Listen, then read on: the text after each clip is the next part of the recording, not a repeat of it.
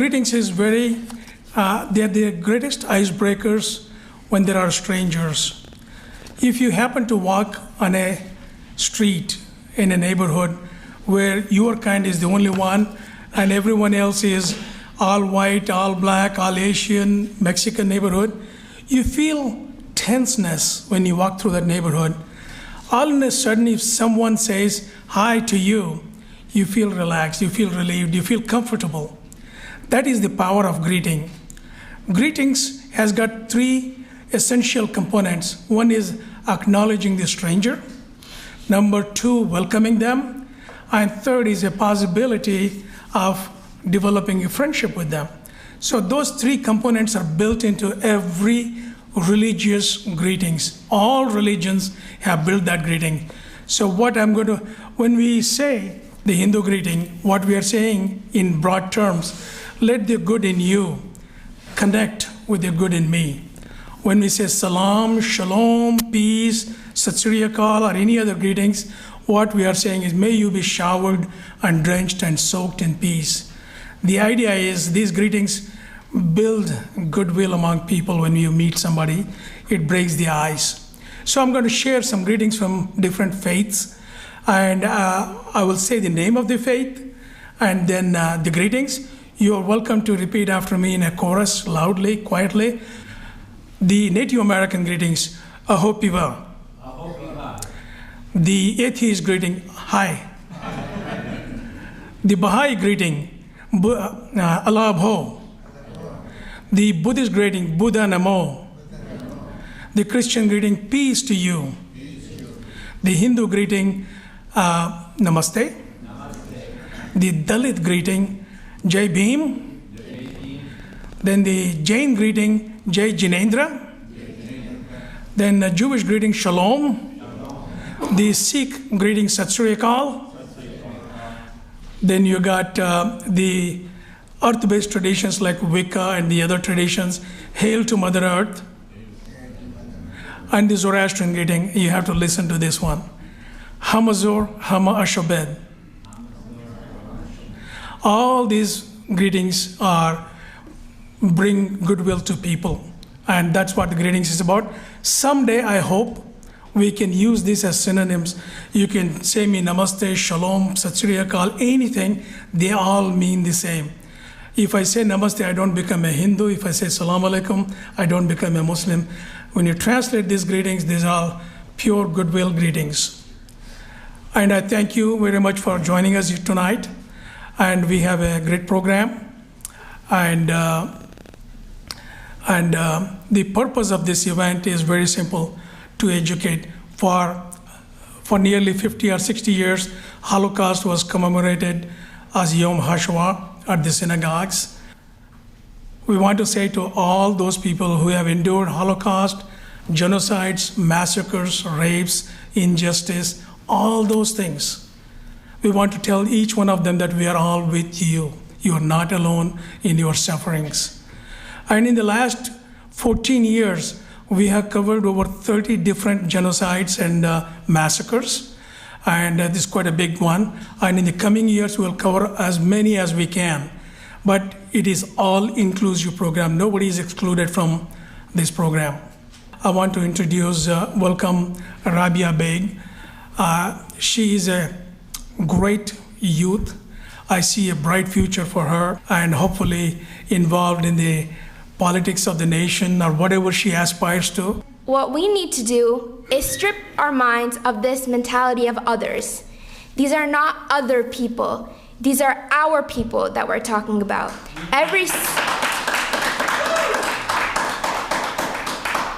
This is something I've learned from Mr. Mike. And he says that once you strip away the social, the political, the gender, all the labeling, all the stereotypes, when you take all of that away, we're all human. And pain, all human pain is the same. All families, all love, all emotions, all hurt, that's all the same. These are our people that we're here to listen about. And, I don't want to take any time away because I am so humbled that people have really come from far. They've traveled to be here. And this is because this message is important for them to share. So all I ask for you tonight is to feel their message like it's our own. Just like the way they're feeling it, just like the way they've experienced it. And the first person that we have tonight, actually, who is going to be our speaker, is Mr. Robert Teitel. And he is a Holocaust survivor. Mr. Teitel was an orphan child Holocaust survivor born in Amsterdam, Holland in 1941 under Nazi occupation. My grandparents migrated from what is now southern Poland to Prague, then to Vienna, and finally to Den Haag, Holland, in the middle of World War I. Let me emphasize that. In the middle of World War I, they traveled from Poland to Holland with 3 small children. They arrive in Holland in 1916. This is their registration card in Den Haag from 1916.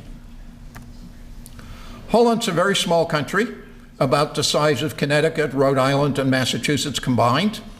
And a small part of Holland, about the size of the metropolitan Washington area, contains most of the major cities in Holland, and almost all events of the Teitel family occur within that small area. From Palestine back to Holland, some brief happy news. I'm born. In June of 1942, my father is arrested by the Nazis. He is subsequently transferred to Westerbork, which was the main Nazi transit camp in Holland. At the bottom is a post-war listing of persons ever held in Westerbork, including my father. And the annotation to the right of his entry says that he is to be sent to Mauthausen, a camp in Austria. Top left is my father's Mauthausen registration record. To the right is his Mauthausen death record. He was executed the day he arrived in Mauthausen, 23 October 1942. In January of 1943, Joseph, my father's brother, and of course my uncle, is detained in the town of Apeldoorn, where he lived. At the top is his detention record. At the bottom is again the post-war listing of persons ever in Westerbork.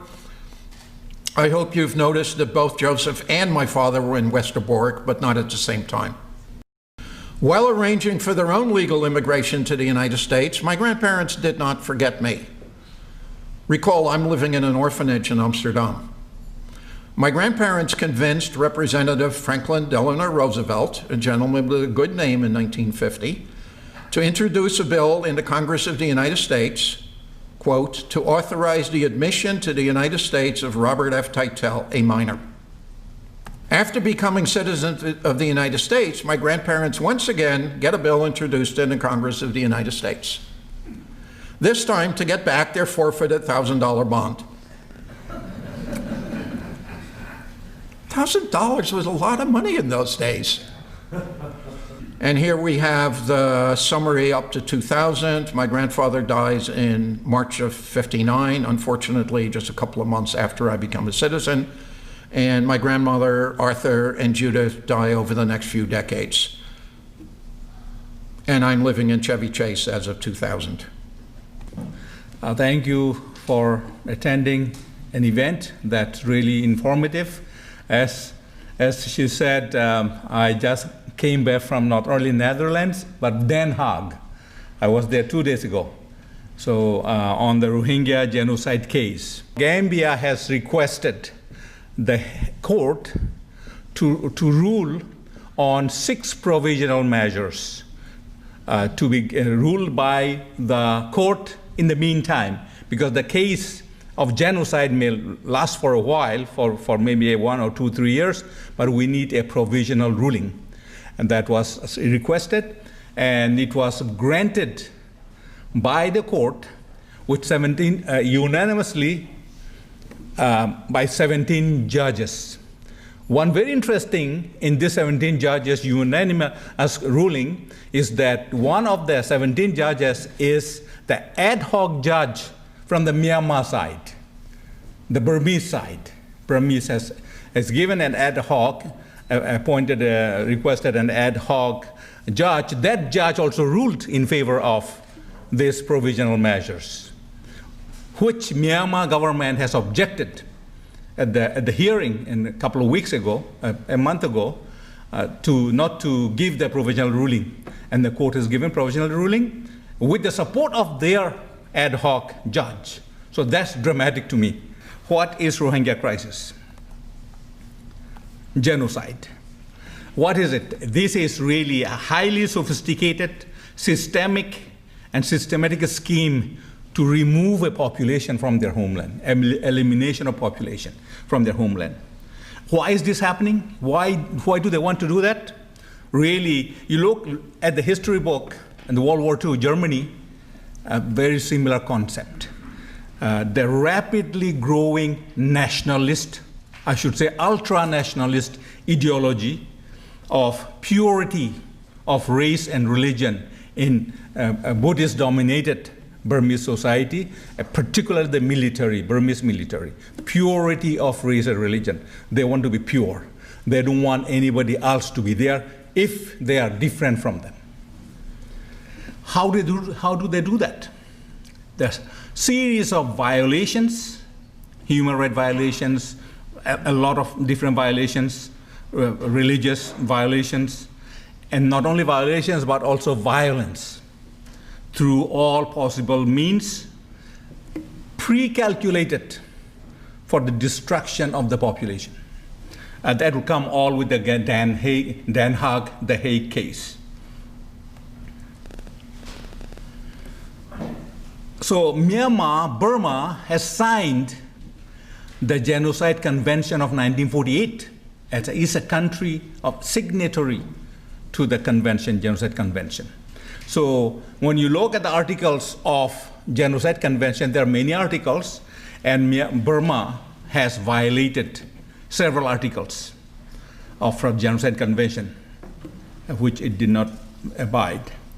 So what I'm going to do is I'm going to show you a few slides, highlights from the ground that pertains to genocide case and the violations of the genocide, the act and crime of genocide. But please, it's a difficult thing I'm to say this. Forgive me if there's one or two graphic slides, because information is very important. If we cannot show you the graphic slides, how can we deliver the message effectively? So I will be quick, because it may be a little disturbing, but that's what's happening. Let's think this way. If we cannot watch this slide, how about those people who are going through that? So let's put ourselves in their place. So one pertaining slide is the citizenship of Rohingya. They are the citizen of Burma, period. This is the documentation. Rohingya people has been citizen of Burma since the constitution was adopted and enforced in 1947, 1 year before country got independence. According to the constitution, they are given citizenship like any other ethnic minority in Burma by the government of Burma. Burma, this is the evidence of their citizenship. Not just their citizenship, their ethnicity. Historic document one I will show you. Here you will see 1799. Francis Buchanan wrote this book, the name Rohingya. They are a little different spelling than Rohingya, that's basically Rohingya. That Burmese government now denies that there's no Rohingya in Burma. Burmese government denies that. There's very ethnic identity related to this case. Destruction of Rohingya heritage. That's the act of genocide according to the Article 2 of Genocide Convention.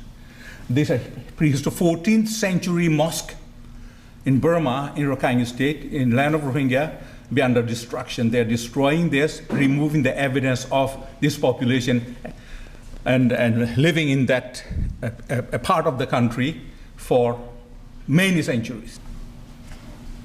Destruction of Rohingya villages. This you can see the houses here, housings, they're settlement. This is Rohingya land. The Rohingya land are confiscated and brought in their own people, their own religious, Buddhist villages from other part of the country, and settlement, that replacement of a population with another population, ethnic group with another ethnic group. There's the violence against Rohingya. There's Article 3 that pertains to Article 3 of the Genocide Convention, conspiracy of the Myanmar government to destroy Rohingya, to eliminate the population. You cannot see very clearly. You see here, there's police. There's a written police here. The police force and the vigilantes, mobs, and militia.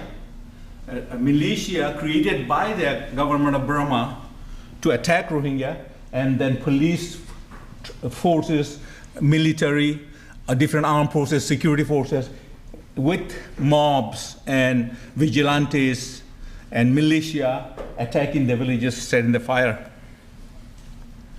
These are part of the documentation. Myanmar military, the army, went to Rohingya villages, civilian villages. You see, pouring the gasoline and setting the fire on attacking the civilian population. That's also violation of the Geneva Convention. Destruction of religious structures. There's a mosque. You can see atrocities. They even will not leave the women and children alone. They have abuse and atrocities. Leads to rapes and gang rapes, and these women become a victim of rapes and gang rapes, and then even children, this 11-year-old kid. The police, the paramilitary police will round up Rohingya villagers, children at little as 5 years, women, you can see women, men, elderly. They will not leave anyone. They will run them up, and physical abuse, atrocities, killing, mass killing, all taking place. These are the civilian population, basically agrarian society, the farmers. You have seen, heard this news. The writers, 2 journalists were arrested by government of Burma, and then there have been a lot of international upheaval about this. This is what they have reported. Villagers, farmers were rounded up, and next, just as a warning, gentle warning, next slide will be a little graphic. And these villagers, these rounding up people, farmers, and mass execution and killing. And that's what the first picture you saw, kill them and dump them in the they make a grave, mass grave down there. You can see blue to blue, red, and so on and so forth. These here, they killed them brutally. And this was reported by Reuters. And that's why our international community went crazy, a bazooka on this issue. Arbitrary arrest and extrajudicial killing. These mass graves. These mass graves here, Myanmar military. So one of the provisional measures that Gambia has requested was requiring Myanmar government, Burmese government, not to destroy evidence of these atrocities, mass killing, and genocidal crimes. So that's mass grave. So Myanmar government continues to manipulate, continues to tamper with the evidence, a lot of evidences, and then they will not let international community. We have United Nations Commission of Inquiry mission. They were not allowed to enter Rakhine State so that they will find these evidences. This is the tampering of the evidence. Systematic, very systematic, strategic, it's well-planned attack on civilian population. This is only 288 villages were removed. That's between August 25th and September 25th, 1 month. But it went far beyond September 25th. So, so finally it was, by the time they finished that, it was over 400 villages have completely removed.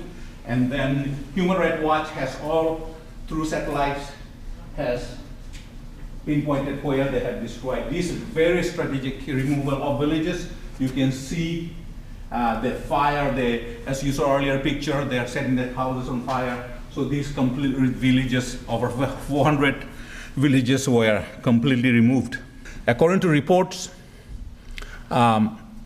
735,000 people have moved in the time frame of 2 weeks, 14 days. That was described as world's largest movement of population within that given time frame. That never happened. 735,000 people moving in 2 weeks from their country, Myanmar, to Bangladesh. As of today, we have a lot of refugees, Iraq, Syria, many other countries, but this is the most condensed, most crowded refugee camps in the world, the most concentrated refugee camp per square miles. Here you go, Bangladesh, southern Bangladesh, 735,000. Then now, later on, more people came, 800,000, close to 1 million people cramped into this small area of Bangladesh. It's all the refugees, Rohingya refugees, were driven out. Children major victims. In nearly 1 million population, about 55% of this refugee population is children. There's the father, mother, baby. They were shot by the Myanmar military. They're fleeing to safety. And there's reports, many reports of throwing children on fire through burning homes. Take all measures to prevent genocide. You know, we achieve a lot of things, we get a lot of things at press comps, and you'll see in the news a lot of turbulence, a lot of activities. But if we do not sustain that, that dies down. People lose interest and become old story. And then it takes a long time to get the speed back to. So that's why we and all international community must sustain this momentum that should not die down. We want nothing more than living together peacefully in Burma. Thank you very much. We really appreciate the chance to participate in this conference. It's an important and frightening time with various situations around the world threatening to be genocides, as we're hearing or already are. It is a founding principle for Jamaat, Jews and Muslims and allies acting together. One of them that we have is just never again. Our Jewish members know all too well about the Holocaust and what we've heard about. Our Muslim members see our brethren under attack in all the various places we'll be talking about today. And we also are seeing all over the place, here and elsewhere, incidents of anti-Semitism and Islamophobia that are of major concern to us. We want to do something about it. Jamaat was founded a little over 3 years ago. We sprang from an organization called JIDS, the Jewish Islamic Dialogue Society. People would get together once a month and have a lot of discussions about issues of interest. And we've also, the JIDS and other organizations, started a annual summit of rabbis and imams once a year, and they've been held in December. The one in December 2016, right after our election, people really started to get concerned about not just talking, let's do something about it. So at that summit, it was asked, all the synagogues and mosques that participated in it, were asked to bring two people and participate in this new organization. And that's how we got started. We've been meeting ever since and trying to do things.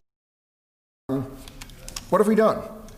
We have been trying to stand up in various international and domestic problems or for issues where problems have occurred.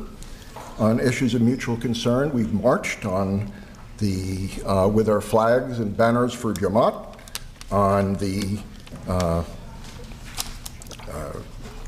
March for Our Lives, the Families Belong Together march, the Close the Camps. We participated in environmental initiatives. We've done joint training sessions on how to joint training sessions just on how to deal with people of different views. And most recently, and probably one of the more active things we've done, is we formed a rapid response committee. And that has been both for issues, things that have come up right away, attacks against Jews, against Muslims, is one thing, and trying to respond to it. Also some longer term issues that we've been trying to look at. We responded, we haven't had a presentation on, and a statement that we prepared after President Trump talked about to all the 4 congressional members of the squad on go back to where you came from. We did a statement that was for the record on the, just before the hearing for the, on the Muslim ban and for the No Ban Act. That is the congressional measure that we are going to try to deal with this situation. And we signed on to a statement relating to Kashmir that Mike and other groups had worked on. We try to sign on to other people's statements when we can. And most recently, Walter Ruby, who we'll be hearing from shortly on another project, but he co-authored a article, an op-ed was just published in Inside Arabia that deals with all the issues we're talking about today on how Jews and Muslims need to stand up for each other on issues such as the Rohingya in Burma and the Uyghurs in China and Kashmir and India, and as well as on anti-Semitic and Islamophobic actions. And it's a great article if you get a chance to see it in Inside Arabia. I can tell you the next thing we're about to be working on, and this is something it's going to be in response to something we understand is going to happen tomorrow, which is that we understand that the Trump administration will announce the expansion of the former Muslim ban to 7 more countries. This one is not all Muslim countries, so it's going to be harder to argue, probably, not that credible to say this is another Muslim ban, but what it does is it will pretty much ban, and there'll be certain categories of visas from these 7 different countries, allegedly because of lack of data or something. But what we're going to be saying, I anticipate, is that it's one thing, and it's a horrible thing to ban people from coming based on their religion. It's just as bad to ban people based on their nationality without a real basis for it. And that is really, they're chipping one by one at all the principles that made America great. And we're going to try to say what we can about it. So, we want some help. We're hoping that any of you, we're a new organization, we really can use help from anyone who's interested, and please contact us if you are. We have, happy to say there are 5 of our executive directors of Jamaat. 4 of us are here today, Ibrahim and Walter and Andra will be hearing from. So we'd love to hear from you if you'd like to join us, and we would like to help you all on statements that you do, and some of the things we've already been hearing about. We will try to be there for you, and that's the whole purpose of our organization. Ibrahim wants to say a little bit too. Good evening, everyone. I am back to DC area after 15 years, where I was an international student and a volunteer in interfaith activities.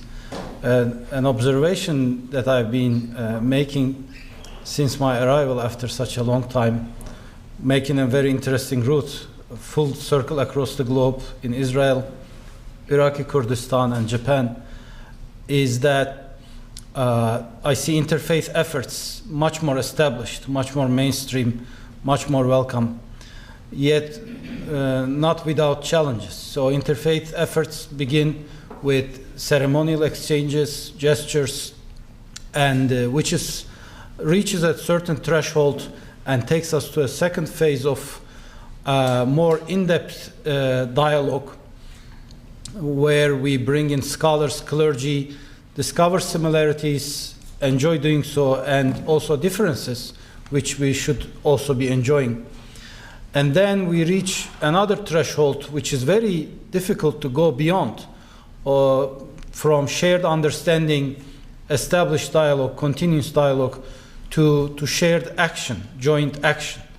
So what I commend Jamaat and what I feel motivated to be part of it is that this is an initiative that has moved to this third phase of joint action, not only for the parties of the dialogue, Muslims and Jews, but that has great benefits in the long run for the wider society as well.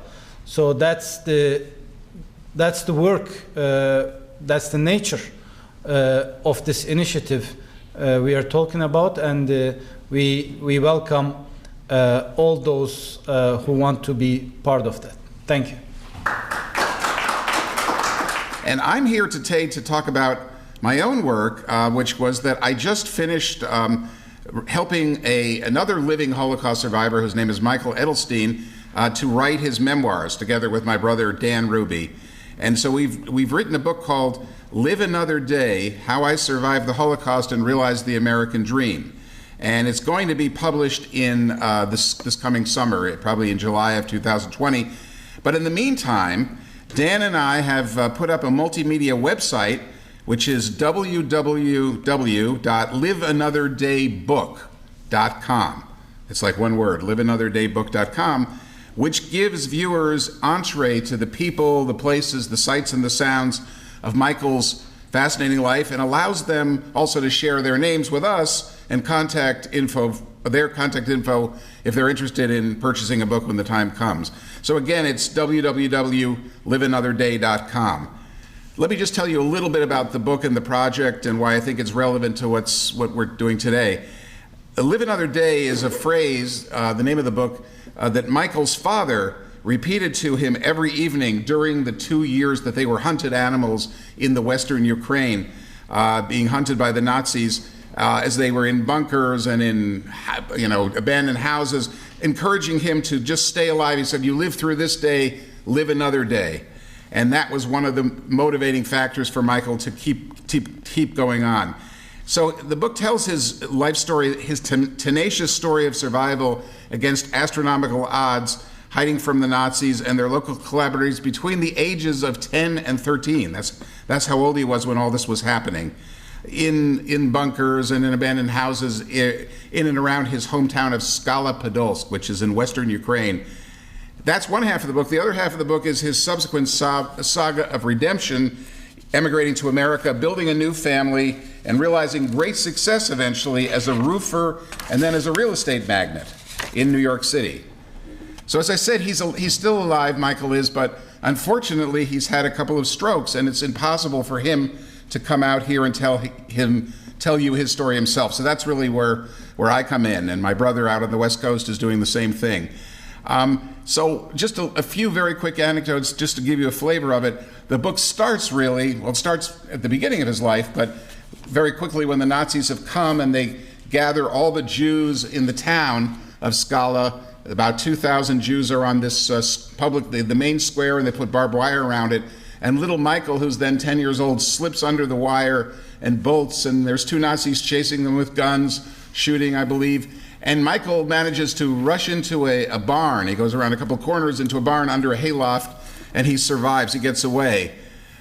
But that's just the very beginning of the story, because over the next 19 months, there's several times where he's actually apprehended together with his father or separate, taken into custody, and manages to escape again and again due to his grit, cunning, survival, and just incredible luck. And he and his father managed to be among less than 75 or 80 Jews out of the original 2,000. Just that handful survived the ensuing 19 months until the liberation by the Soviet Red Army, living under hellish conditions, staying alive by eating berries, mushrooms, and food scraps. And in this, on the website, which you can go to right today, you'll meet, everyday local people, Ukrainians, who were really several heroic figures. One of them was named Nikolai Getman, a peasant who smuggled Michael and his father out of a sealed ghetto on his farm wagon. So Nikolai came with a farm wagon. He put Michael beside him as though he is his son, and the father was under the hay, Michael's father, and he smuggled them out of the ghetto. And a few days after he got them out, the Nazis liquidated the ghetto and killed everybody else who was there. And there was Olenka Kovaleshin, who risked her life to provide Michael and his family with food and clothing. But we also, on the other side, we meet many other local people, mostly Ukrainians, who closed their doors and their hearts to their former Jewish neighbors, trying desperately to stay alive. A few of whom actively collaborated with the Nazis, like the police chief Ramboshka, who hunted Jews down personally and murdered many of them to please his Nazi masters and also to get rich, to loot their property and so forth. So in Live Another Day, and this is what I think is very fascinating about this book, Michael makes the case that the survival skills that he honed as a child are the same ones he used later in life to realize great success in business in New York. He says that after what he endured between the ages of 10 and 13, that everything else in life that he accomplished was really a piece of cake. So he managed to build a real estate empire worth several $100 million, which is what he has today, starting from nothing, starting from being penniless, due to many of those skills. But he's also did so as a person ready to cut tenants' breaks, to offer some of them extensions on rent and foregoing rent increases if they were unable to pay the difference. He has helped financially people dealing with drug addiction and cancer, and he supports food banks in Israel because he remembers in his own bones what it was like in his own life to be alone, desperately hungry and cold. He remains a modest man who never promoted himself for his story. He rarely accepts honors despite giving millions in charity and philanthropy. He often said that his greatest accomplishments in life came during his childhood, and everything he did as an adult was child's play in comparison. For me personally, it's been an enormous privilege to know him and to have the precious opportunity to share his story with the world. Thank you very much.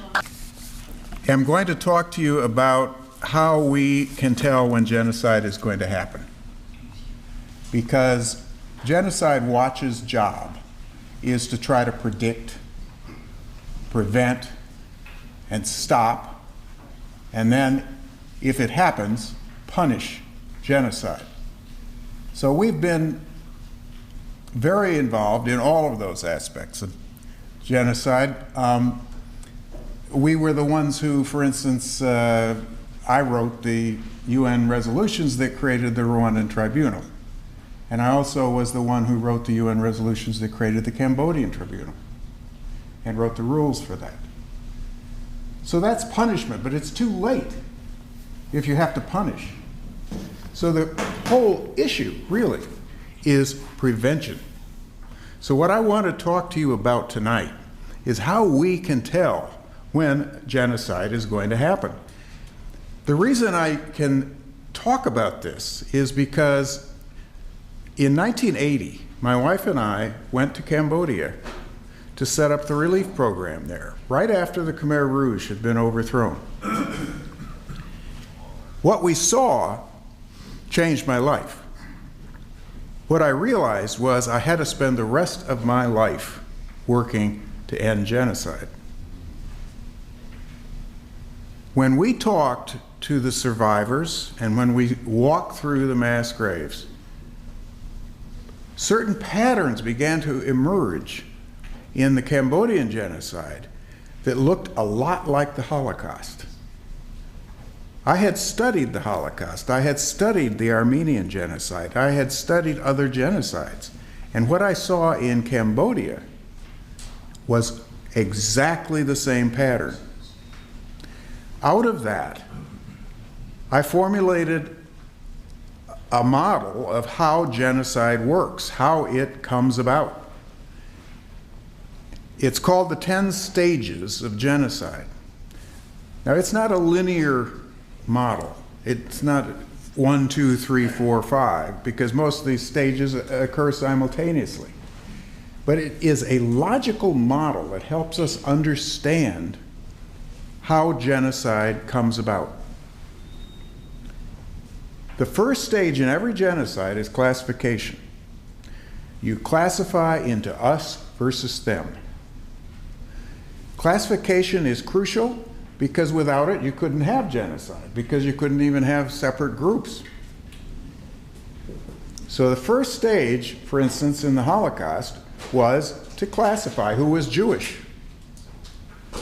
In the case of Cambodian genocide, it was to classify who were the so-called new people, that is, the people from the cities. Those people were to be slaughtered. The so-called base people, the people from the countryside, were to be left alone. They were to form the main Khmer Rouge cadres. What we are seeing again here with the Rohingya genocide is the attempt to literally take the citizenship away from over 1 million people in Myanmar. That's classification. When you take away citizenship, you also take away rights. There are no civil or human rights if you take away citizenship. That's why it's so crucial that citizenship be part of every person's human rights. Just to get a little close to home, just think about what it means, what we're doing on our southern border. By denying citizenship, by denying even the chance of citizenship, by denying asylum to people who are coming into our country, seeking asylum, we are classifying them as the other, as those who are them, not us. The second stage in every genocide is symbolization. In symbolization, it means we give a name to those people, or we actually sometimes will even make them wear certain symbols. The most common one, of course, that we know about is the yellow star that the Nazis made people wear. In Khmer Rouge, Cambodia, I discovered that in the eastern zone of Cambodia, a zone that was considered too close to Vietnam, the Khmer Rouge decided to evacuate the zone and literally kill everyone in it. Now, could you speak in the microphone? I will try. I'm a teacher. I'm sorry. I hate these lecterns. I'm sorry. No, we can hear very well. I'm sure you can. But we want to make sure we get the voice on the Yeah, well, anyway, I'm sure the microphone will pick it up. The main point I'm making is this. Symbolization is important because it allows us to think about who is the other, who is the them. If we can say these are Jews, therefore, you know, we consider them the other. Or if we can say these are Rohingya, or in fact, even if we deny their own name, we don't let them be called Rohingya. If we call them Bengalis instead, that's exactly what Myanmar has done. In the case of the Assamese right now, the Indian government is attempting to do a census of all the people in Assam in order to determine who is a foreigner and who is a, quote, native Indian. And what that means is anybody who can't prove that they were in India before 1971 is a foreigner. Well, guess what that means? It means they can be expelled. Does that sound a little bit like what happened to the Rohingya? Yes, it happens to be a lot like what happened to the Rohingya. And that is why we have India at the top of our risk list right now. We think India is in serious trouble. And it's not just in Assam, it's also in Kashmir, where an autonomous state, a Muslim state in India, the only majority Muslim state in India, has been denied its autonomy now, has, in other words, the protections that Muslims had in Kashmir have now been stripped away. And so it allows the Modi government, which is a Hindu nationalist government, it allows them to essentially take military control of Kashmir. 600,000 Indian Army troops are in Kashmir right now. 600,000. They've cut off the internet. Most of the main leaders in the Muslim community in Kashmir are under arrest and in jail. This is a tyranny in the making. In fact, it could really turn into a genocide. What we're worried about in Assam, of course, is that it will turn into a genocide because they have now released the results of their census. So people know these people are foreigners. In India, you don't even have to have the government to enforce a lot of these kinds of classifications. You can have mobs do it. And that has happened again and again in India's history, in which literally mobs of Hindus or mobs of Muslims have killed the other group. In this case, the real danger is from Hindu mobs. Okay, so that's the second stage. The third stage is always discrimination, in which the group that's the other is discriminated against by the officials in the society. They're not allowed to get jobs as teachers or government officials.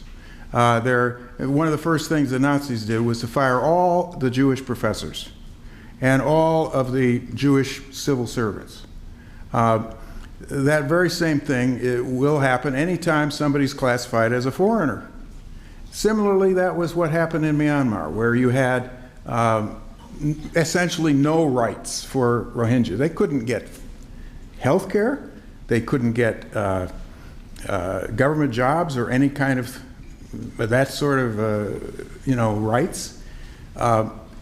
They were, in 2012, literally herded into concentration camps inside the Rakhine province of Myanmar. There's still 100,000 people, Rohingya, in the Sidhway concentration camp. So what we've got there is a massive kind of discrimination against Rohingya. There's still 600,000 Rohingya in Myanmar. Now, you just heard from Mr. Wadeen, who's one of my heroes, by the way. The International Court of Justice, and we've been working on this case since 2012, the International Court of Justice has just handed down one of its strongest rulings in history, saying to the Myanmar government, stop committing genocide. Now, this is just the provisional stage of the case. Boy, they'd never do that in a provisional level of the case. But they have literally swept away all the defenses that Myanmar has. So we're hoping, of course, for a really major victory here. But remember this, when there is discrimination, it also means that people directly suffer. That's what's happened to the Rohingya. Over 1 million have left and gone to Bangladesh. As Mr. Wadeen said, there are also 120,000 in Malaysia and so forth. What is going to happen to these people? They're in huge refugee camps in Cox's Bazar. We can't wait for the International Court of Justice, which may take 3 years to decide this case. We have to really get an international relief program going to help these people now. The fourth stage of genocide, and this is where you really get to the downward spiral that results in actual genocide, is dehumanization. Dehumanization is where the people who are planning the genocide start calling the other group cockroaches or vermin or a cancer in the society or criminals. This type of dehumanization allows people who are about to commit killings from feeling any compunction about murder. Because if you kill somebody who's not even a human being, it's not murder. That is why the dehumanization stage is so crucial to genocide. The Nazis, of course, did that very clearly when they called the Jews vermin. in Rwanda, a country I've lived in, they called the Tutsis cockroaches. Well, you still see it happening right now in Assam, where the Home Minister of India himself is calling the Muslims there, that is the Bengali Muslims, and there are over 4 million of them there. He's calling them termites. The fifth stage is organization. See, genocide is always organized because it's a group crime. It's not something where you just walk into a restaurant and shoot up some people. You know, this is something planned. It is something where you get, for instance, you train a militia to carry it out, or you even have your own army carry out genocide. And most genocides are carried out by states. It is a state crime. In fact, that's why this case was taken to the International Court of Justice. In fact, I wrote part of that brief that went there. Because that is a state versus state court. It's not like the International Criminal Court where you can actually try individuals. It's more powerful than the International Criminal Court because it could order, for instance, Myanmar to pay reparations that would compensate the Rohingya who are out there in those refugee camps to the tune of billions of dollars. It could order them to pay Bangladesh for the expenses they've had in taking care of those refugees. And when the International Court of Justice speaks, its judgments have to be, literally have to be, enforced by the UN Security Council. There's no veto. I mean, that's international law, and I have taught that for many years. The ICJ is actually higher than the Security Council in terms of authority in this kind of a case. Now, what I want to do then is just give you a quick summary of the rest of the stages. As soon as you have organization, you have hate groups, you have armies and so forth, you then can have polarization in which the officials will claim that if you're not with us, you're against us, and they will try to isolate and rule out the moderate middle, because the moderate middle are the people who can do the most to prevent a genocide. That's why the first people to be killed in every single genocide or arrested and put in prison are people from the perpetrator's own group who might stand in the way. That's why the Nazis first arrested the liberal priests, the social democrats, the communists, anybody who could oppose the Nazi party. They put them in Dachau first. It is why in the Rwandan genocide, the first people to be killed were the moderate Hutus. The prime minister, for instance, who was a friend of mine, the head of the Supreme Court, who was also a dear friend of mine. So polarization is another crucial thing. Now think about that into our own terms here in this country. I believe that's where we are. I think we have a polarized country. And I'm really quite worried about it. I'm not predicting that we're going to have a genocide, because I think we do have checks and balances in this country that will prevent it. And we have, I think, a military that would never do it. But what I also have seen is we do have hate groups. We have militia groups. We have people who will fill the area around the Capitol building of Richmond with gun-toting militias. So if you think it's impossible in this country, think again. We are in trouble here. Thank you, Doctor. Now, the stages that follow are the ones that really lead into the genocide itself. Preparation, where the planning is done. The most famous case, of course, is the Wannsee Conference, where the Nazis literally planned the Holocaust. That's a very famous, there's a movie about it called Conspiracy that I recommend to you, taken from the transcripts from that conference. The planning of a genocide is something always happens. There was a group called the Akazu in Rwanda who did that. We've got plenty of evidence that, in fact, what's happened to the Rohingya was planned. And it's clearly being planned in India that they are going to do something about these Muslims who are in Assam. Now, the next stage is persecution. Persecution, of course, takes many forms. It can be torture, it can be arbitrary detention, arrests without cause, it can be disappearances, it can be murders, it can be actual trial massacres. Trial massacres are very common because what they're for, this has happened, for instance, in Rwanda, where they literally massacred a village of 3,000 people the year before that the 1994 genocide began. And when the international community did nothing and said nothing, they knew they could get away with it. Preparation, persecution, and then extermination. Extermination is the 9th stage. It's the actual genocide. And it doesn't have to be simply putting people into death camps. It can also mean using machetes. It can mean putting people, running them out into the desert, the way the Armenian genocide occurred. It can mean making them leave for Bangladesh. Finally, the final stage is denial.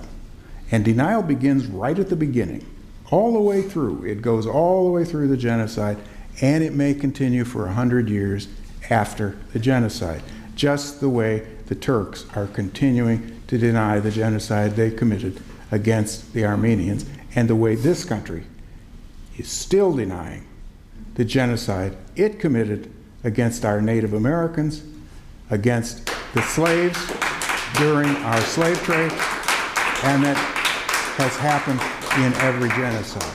I will leave you at that, because what I hope I've done is tell you we are in danger right here.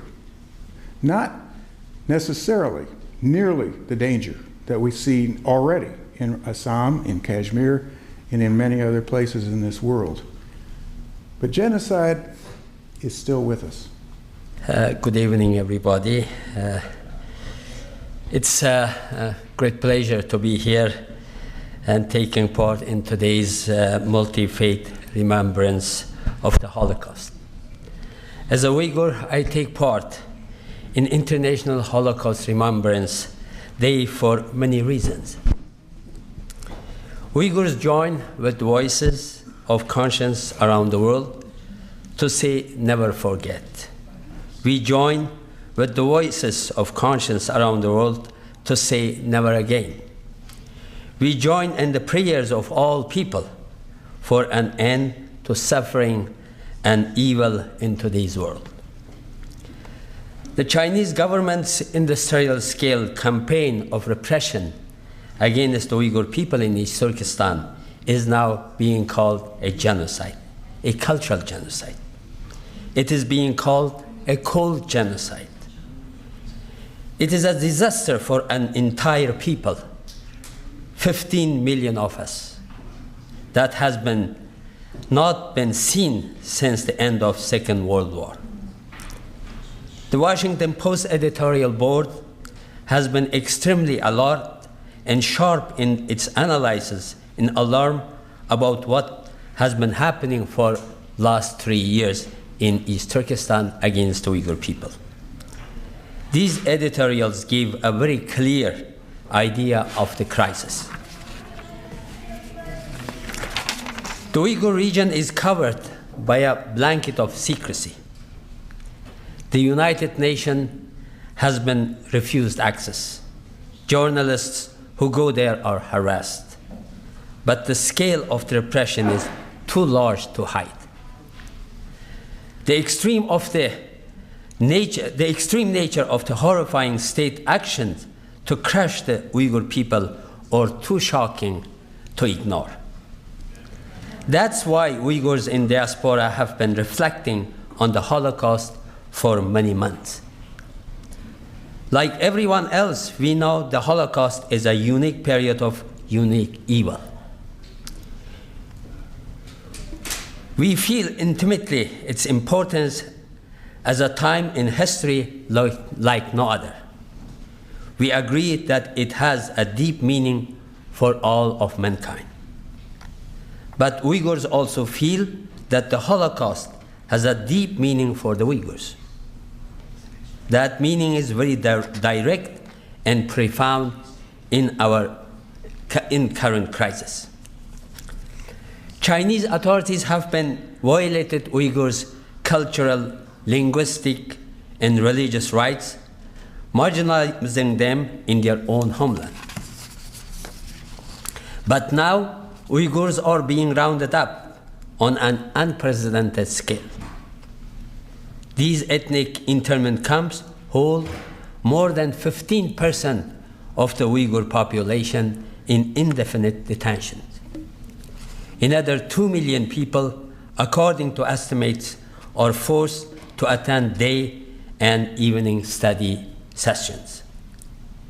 We can see from satellite images that 800-year-old mosques are destroyed. Uyghur cemeteries are being bulldozed. Documents that were recently leaked tell us more.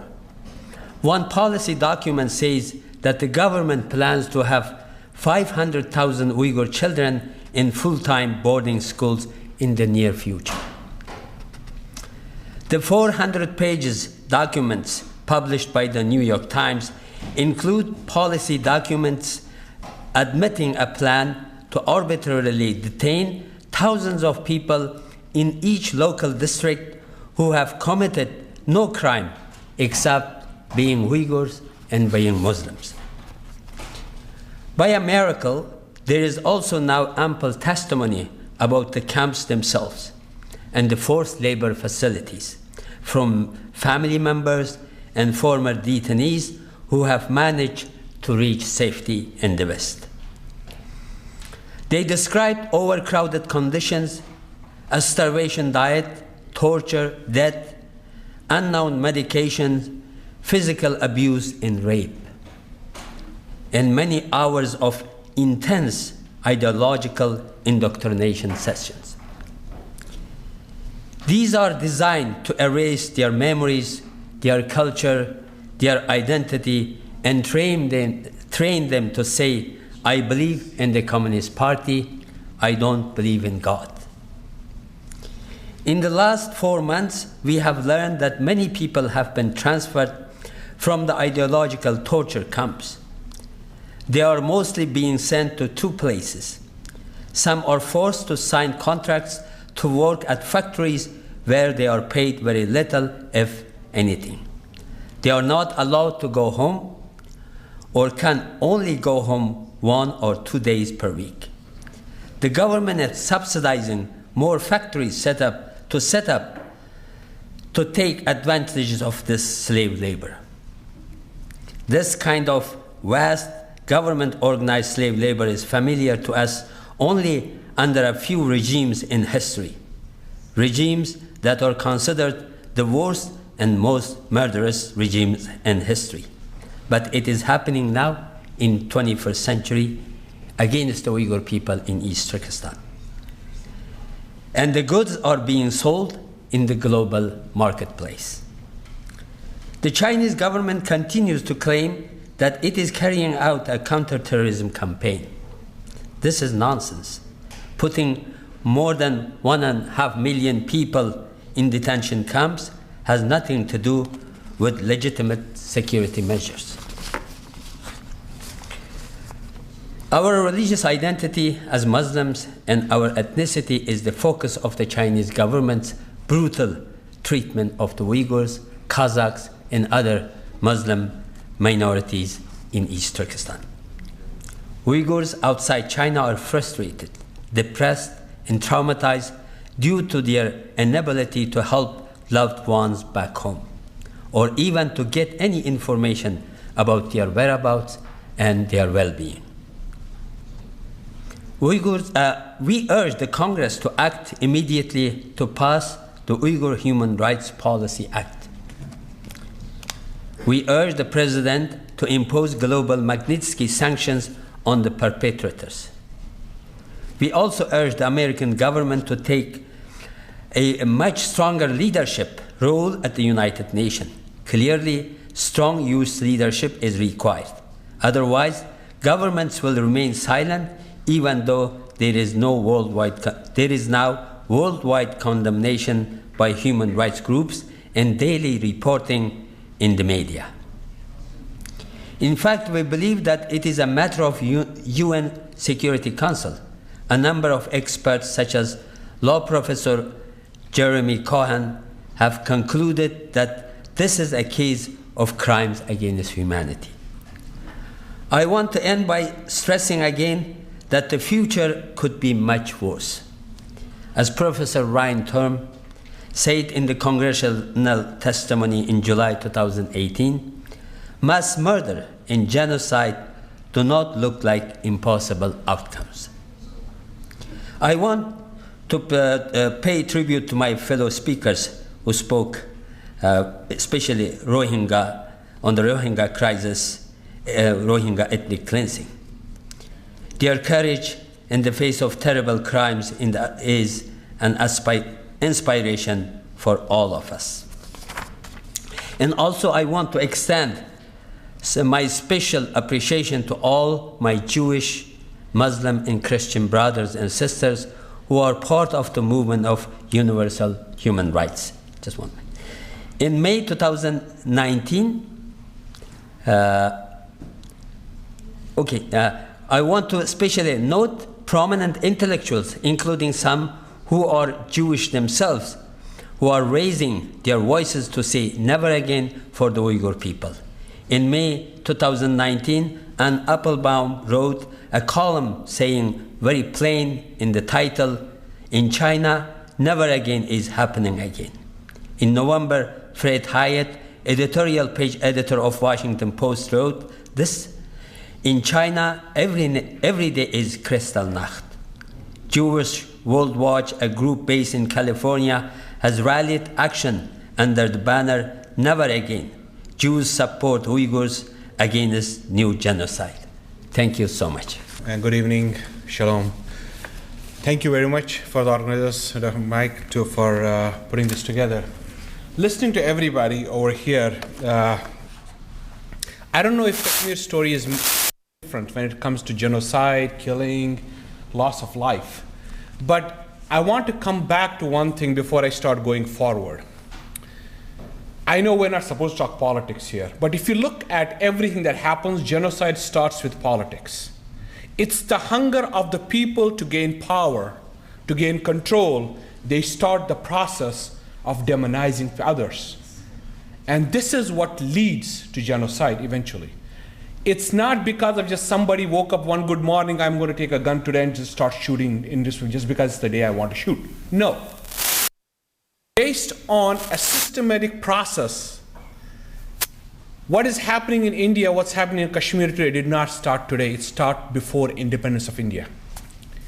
BJP, RSS was not born when Modi was born. It was born way before Modi was born. Modi has just become a face of it. It's executing its agenda through Modi. Kashmir is landlocked. Nature has preserved the mountains all around. And the only channel that was to come out was through India. And India made sure that it gets blocked. Media block out for the last 3 decades. We know what's happening in Rohingya, we know what's happening in Uyghur, we know what's happening in other places. We don't know anything what's happening in Kashmir. Take a look at the last 6 months. Internet, complete shutdown. Think about the people that are outside of Kashmir who have families and loved ones, whose parents or brothers or siblings are sitting in that valley under curfew, no food, no drink, nothing, no communication, not even knowing if their parent or their family 2 miles down is dead or alive. Imagine that. We say we are one people. We need to feel each other's pain. We need to feel each other's hurt. The question is, can we really? And if we can, are we ready to do what it takes as a result to alleviate that pain, to remove that pain from those people? When we face these governments that are sitting out there, draconian governments for a lack of a better word, Dr. Stern, you were talking about what's happening in the United States. What happened, being a Virginian, knowing what happened last weekend down in Richmond, and what was happened before that, 3 people arrested. Where are we as a nation heading? What happens if Trump loses the election tomorrow? Are we going to witness a genocide right here in the United States? We go to the Congress, we go to the Senate, we ask them to pass bills and laws and regulations to ban, to put embargoes on the countries, but those embargoes are based on political interests.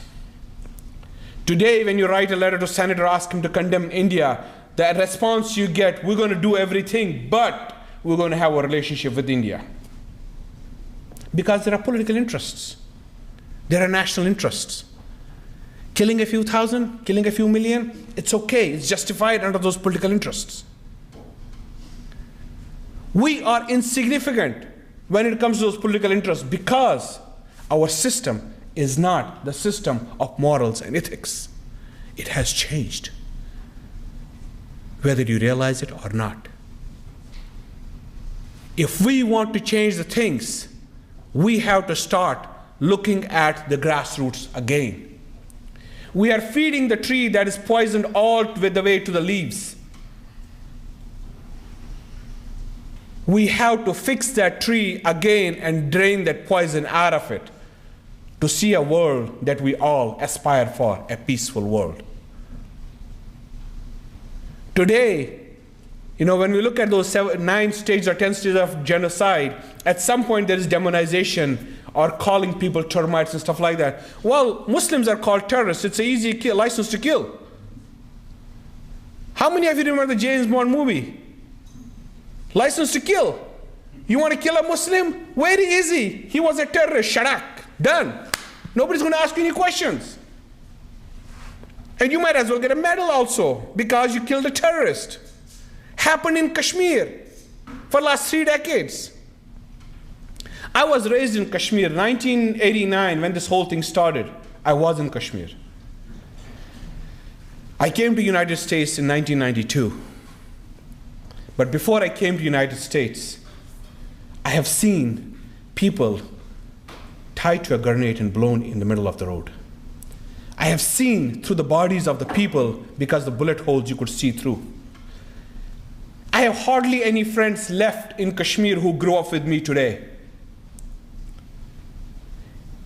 And the person who started, we say that, these are terrorists who started this. There were 5 people who started this whole movement in Kashmir. It was not because they were terrorists. It was because there were no employment available for them.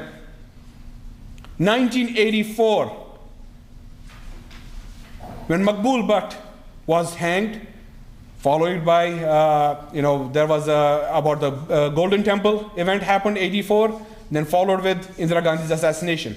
These were 3 events that actually turned the clock in Kashmir. Really, people got to kind of, whoa, what's happening here? There was never an incident of religious, any kind of discrimination in Kashmir. My best friend, even today, is a Christian. I remember growing up, we used to sit together. Yeah, there are not, people will say, Christians in Kashmir? Yes, there are. I am a student of a church of Northern India, a missionary school, Tyndall Biscuit School. I grew up saying the Bible hymns every morning. That's what my teaching was. I was not taught in a madrasa to learn to hate others. We used to sing. I remember going to my friend's house, take a small guitar and sing nice prayers before we had the dinner. We used to eat from the same plate, same bowl, never thought of that you are a Hindu, I'm a Muslim, you are a Sikh, you are something else. No, we were all one. Until that external force that came in that told us, no, there is something else you guys want to know. Yes, we always as Muslims had inclination towards Pakistan, and India had, Hindus had towards India. It was only during the cricket season. The rest of the year, nobody really cared. And even that cricket fever was very short-lived. It's basically for those 30 seconds when you have a sixer from one team or the other, that was basically hyped up. What happened? Going back to your whole analogy, India pushed in an evil pill into Kashmir. divide, conquer, create the enemy so that we can justify killing. When Jagmohan was sent to Kashmir, I'm not going to get to everything. Jagmohan was sent to Kashmir, January 19, 1990. The very next day, there was the biggest massacre in the history of Kashmir, the Gao Kadal massacre, we call it. 160 people died who were just going through a demonstration. As soon as they crossed over the bridge, on the other side of the bridge, there was army waiting with guns ready to shoot, and they were just 160 people dead. Next thing was going into the houses, raping women, killing men. When a child or a husband sees his mother, sister, daughter raped in front of his eyes, what do you think his next instinct is going to be if he does survive? Revenge. That's any human being. That's nothing terrorism to do with there. That's human nature. The only thing these people wanted then, those 5 people became 500, became 5,000 within days because of those atrocities. Now everybody was trying to look for a gun because they were not really worried about their own lives anymore, because they had seen how their sister was gang raped, how their mother was gang raped, how their daughter was gang raped in front of their eyes, and they were made to watch it. They were forced to watch it. This continued. I know my friends who were just regular people, picked up from their homes, and very next day, their parents found them cut off into pieces, sewed together. They were not terrorists. I survived because I was pushed out of Kashmir by my family. I know when the army cordon used to happen in our neighborhoods, I used to jump off the window, cross the river, which was right behind my house, and just run to the next neighborhood where there was no cordon by the army. I remember when our neighborhood, there was a shooting that happened in our neighborhood. My family called for the fire station because one of the tactics the army used to use, as soon as there was a firing from any neighborhood, they would spray gunpowder and they will light up the neighborhood. They will burn it. My parents called the fire brigade that they're getting ready to do this, you better be here. They stopped the fire brigade. They said, who called you? They said, so and so. We were one of the very few well-off families in Kashmir, very well-known families. Our business was manufacturing silk. We were the second largest after the government of India, after the government of Kashmir. So by that, our name was very well-known. And we had a very good clientele within the army, within the defense industry. They used to come to our shop, and home was very together, so they used to come. So the Jawans of the army find out who this is. They come to my house, drag my uncles and my 80-year-old grandfather from his bed, grab his neck, drag him out to the street, pour gasoline on all of them, and getting ready to light them up. When a major comes in and says, what are you doing? He says, these guys. I said, who are they? So they are these guys. He is one of our customers. He said, no, they are good people. Let them go. Broke all the glass and made my mother, my grandmother, my aunts and uncles walk, because we have a joint family system, walk on that broken glass. That was one side of the story. Other side of the story, militants wanted to come and ask for a shelter for a night, and my father denied. They put a gun to his head. We're going to shoot you. My mother screamed. It says, they took my dad. You need to give us 4 crore rupees, which is I think almost 44 million or something like that. You have to give us that much money to release him. So you're caught between a hard rock and a stone. Where are you going to go? And then you have the army, which has the law that is allowing them to go shoot as you please. And they get rewarded for killing. Can you believe that? You have a military force that gets rewarded for killing. Kashmir is not a genocide that's going to happen. Kashmir is a genocide that's happening. The world is not able to see because there's a smoke screen that's being put in between. For us to see and hear those cries, we have to go beyond those mountains, the Himalayas. We have to actually go and see. We cannot hear those cries because India has a media blackout. 160, 180 days, 190 now, complete media blackout. I urge all of you, try to find out more. Try to find out more. Engage in whatever you can. Yes, politics is the ultimate solution, but there is a human factor in the meantime. The delaying means some lives are lost. When I talk to my family, they're like, we are done with this. We just want to live now. Because they don't know who's going to knock at their door next and come, and who from the family is going to survive and who is not. My Hindu friends, my Pandit friends, it's not a Muslim battle, it's not a Pandit battle, it's a Kashmiri battle. Together, we are stronger. Divided, we have both suffered and will continue to suffer. We have to recognize each other's pain and sufferings. If we do not recognize, if we cherish when we hear somebody is getting killed in Kashmir, we enjoy in Delhi or Jammu, it's not going to help, because tomorrow it might be you. You don't want somebody in Kashmir to enjoy that. Join the hands, become the force that becomes indivisible. Join and become the force that can fight against Modi. Otherwise, we will both be lost in dust, and only history will remember us. Thank you very much. This is what reported today, Economist Journal. And fascism is not dead with the burial of Hitler and also Mussolini, and is still there around us. And they come up with the different shapes, different names, different acronyms, and they come up, and I have seen few of them up here. There are many more. Many of them are fringe elements at this time, but there is one which has become the power. They took over a nation, that is RSS and BJP in India, led by Modi. Now, what is the Rashtriya Swayam Seva Sangam, RSS, is the organization with the Hindutva nationalism. And they have, the political arm is the BJP of India, that is, Modi is running that party at this time. What is Hindutva nationalism? As we know, in a perfect nationalism, a group of people good together, they are cohesive people, they celebrate that diversity. But nationalism of Hindutva is that India belongs to Hindus. That's what it is. Let me show you what it is.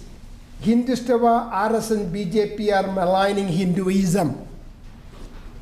On the other hand, as the Taliban, Al-Qaeda, and ISIS did to Islam and Muslims, that's exactly what they're doing now. Shashi Tharoor is a diplomat and currently a parliamentarian. He says Hindutva is an insult to Hinduism. He himself is a Hindu. Now, you have to Golwalkar.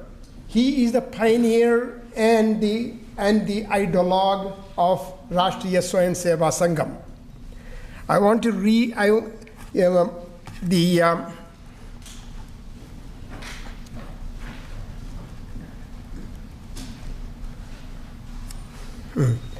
what happened. It's there. Modi has written a book in 2007. The book name is Beam of Light in Gujarati. And it has been translated into English. And in that book, he described Golwalkar as the, in English, it says the man, the guru worthy worshipping. Punyaya guru, that's what that term used.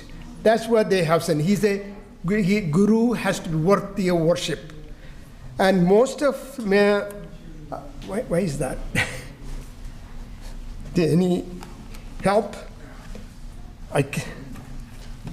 Anybody can adjust this? If you can read it, that's fine. Okay.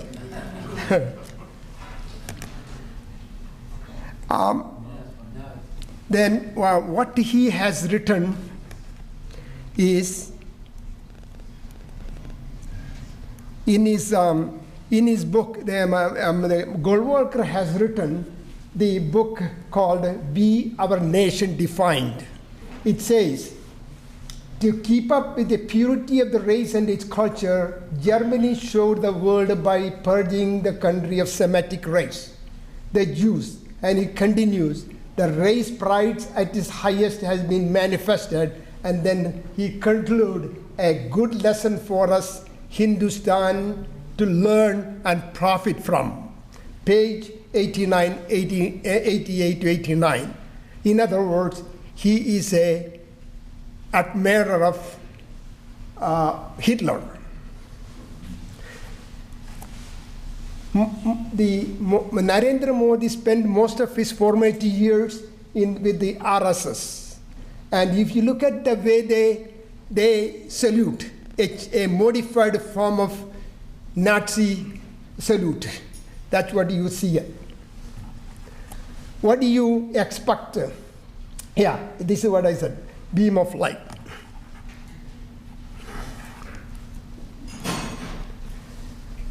In his book, what do we expect from Modi, who is a follower of RSS? Then Golwalkar in page 105, it says, non-Hindus in Hindustan must either adopt the Hindu culture and language, must entertain no idea but of the glorification of Hindu culture, may stay in the country wholly subordinated to Hindu nation, claiming nothing, deserving no privileges, far less any preferential treatment, not even citizen right, and no other course for them to adopt. It is page 105, you can read that. So what are the signs of, Dr. Scranton has said a lot of it, what are the signs of ultra-nationalism India is going through? I have screenshot many newspapers in the West. And in Washington, New York Times, under Modi, Hindu nationalist surge has further divided India. American conservative, India's dark path of Hindu nationalism. United Nations Dispatch, how Narendra Modi hardline Hindu nationalism is transforming India. The foreign foreign policy, how Hindu nationalism went the mainstream. Atlantic, how Hinduism became political weapon in India. Jerusalem Post, RSS shares the fascist ideology of the Nazi party and support extreme Hindu nationalism. So, one of the signs already there, every newspaper in the world is supporting with that. It's not my own word. Second one is disdain for human right. Human right, the Human Rights Watch in New York says the government led by BJP harassed and at times persecuted activists, lawyers, human rights defenders, and journalists criticizing the authority for criticizing authorities. Draconian sedition and counterterrorism laws were used to chill the free expression. They continues, government failed to prevent, credibly investigate growing mob attack on religious minorities, marginalized communities, and critics of the government, and goes on, because a lot of time I'm not going to. They even tortured children recently by police. New York Times, as India's violence gets worse, police are accused of abusing Muslims. Now, you remember, Narendra Modi was a person non grata for United States and the Europe until he was elected to the Prime Minister of India. So another sign of fascism, identification of enemies as unifying for cause. This is from Golwalkar, Bunch of Thoughts, page 28. Christians here consider themselves as agents of the international movement.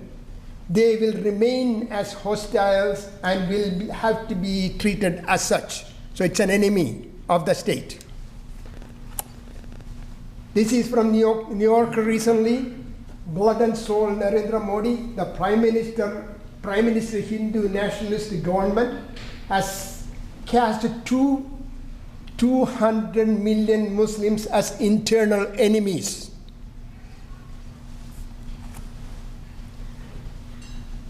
National Catholic Reporter, India's Christians and Muslims face higher persecution since Modi's government. Hertz Israeli newspaper, Modi's malignant anti-Muslim vision for India is becoming a reality. Christian Post, 1,000 incidents of Christian persecution in India reported in 2014. That's the time Modi became Prime Minister. And 219 in 2019. There. BBC, the hate of the Muslims so bad for them, they don't want to include Taj Mahal in the Indian tourism booklet. It reaches that level. United States Commission on Religious Freedom has refused visa for since Modi became Prime Minister. This is from there. Now, Nuremberg Law, we know what it was. That exactly he has done. He passed 2 laws, the Citizen Amendment Bill and also Amendment Act, and also National Registry of Citizens to eliminate Muslims from the country.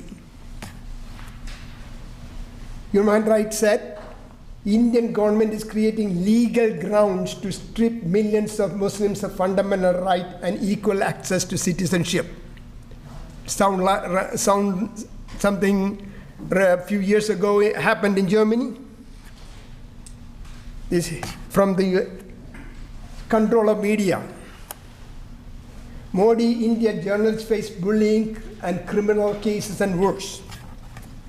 Diplomat, India's once famed press devolving into propaganda apparatus. India's media cannot speak truth to the power. Judiciary. Economists reported it. Judges in India Supreme Court accused Chief Justice of bias. They say he assigned judges to important cases to selectively so that the right kind of decision will be coming out of Supreme Court. Supreme Court endorses the right, this is from Washington Post. India's Supreme Court endorses the right-wing vision relating to Muslim to second-class citizen. This judge was killed mysteriously. They say heart attack. What happened was parents say that he had marks on his neck as choking fingers on his neck, and then another judge was appointed after he died, and then what happened? Amrita was let go free. Remember this. I don't need to read. Everybody knows what he said. Now, there's a lot of Indians in this country supporting Modi. I want including me, if you happen to see me, I want to ask you 2 questions to them. 2 questions to them. Do you support Modi? 3 questions. Do you support Modi? Yes. Then ask them, do you approve having religion as one of the determining factor for us immigration in United States? If yes, if no, ask them, why are you supporting CIA and NRC government? Second question, do you esteem and comply with First Amendment of religion and free press and peaceful assembly? As if they say yes, then why are you supporting when this is completely violated in India by Modi? So I want to keep us, everybody, including if you happen to see me in the road, ask me, hey, what do you think about Modi? And ask these 2 questions to them. Thank you. So it's time to stand together, sustain the momentum, setting aside religious and political allegiances, and do everything we can not to just stop all this is happening and to prevent this. To that end, we must pledge.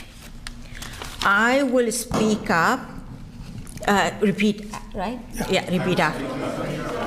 when there is injustice. When there is injustice. I will speak up.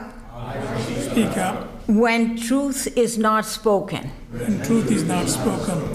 I will do my best to make. I will do my best to make my words and my actions mitigate conflicts. My words and my actions mitigate conflicts. I'll do my best to do my share. I'll do my best to do my share. In nurturing goodwill for the benefit of all. In nurturing goodwill for the benefit of all. I will do my share of peace work. I will do my share of peace work. Without looking for others to do their share. Without looking for others to do their share. I will do my best to respect. I will do my best to respect the God-given uniqueness of each individual. The God-given uniqueness of each individual. I will do my best to live and let others live their way. I will do my best. I will do my best to nurture goodwill in everything I do. To nurture goodwill in everything I do. And blessed are the peacemakers. And now, Dr. Ghouse and I pronounce you to be the peacemaker. Your role is to mitigate conflict and nurture goodwill. Amen.